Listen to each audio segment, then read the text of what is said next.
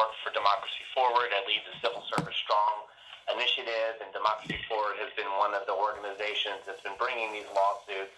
And I think first and foremost, the order today that the senators mentioned was us taking action because the initial court order had not been followed by the administration. So we went into court to unfreeze the federal funds that needed to go out.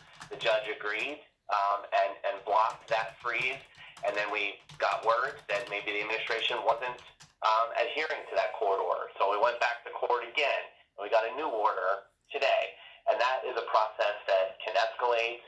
There are, procedures through the judiciary to continue to get those orders to be enforced.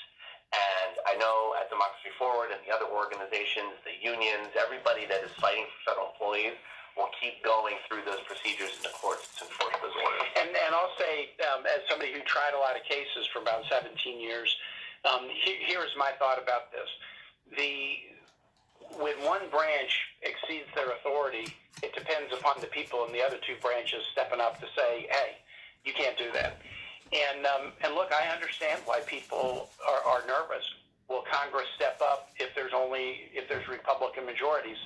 So far, they've shown very little backbone, but they did rally to force the withdrawal of Matt Gaetz's nomination as Attorney General, and they did get some votes against Pete Hegseth for SecDef.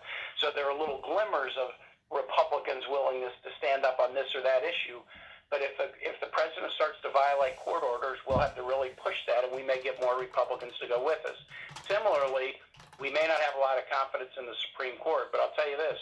The one thing the Supreme Court will respect is its own institutional prerogatives. And so, for example, if President Trump decides whatever's in the budget, I can just ignore it, well, he could ignore the allocation to the judiciary.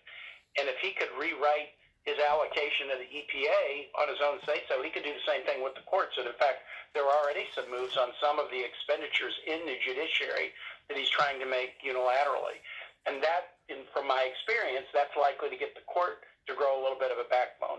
So this is a battle, and we're winning pieces of this battle every day, and we're losing pieces of the battle every day. But we're determined to win the war. Up next, we have Ida Smith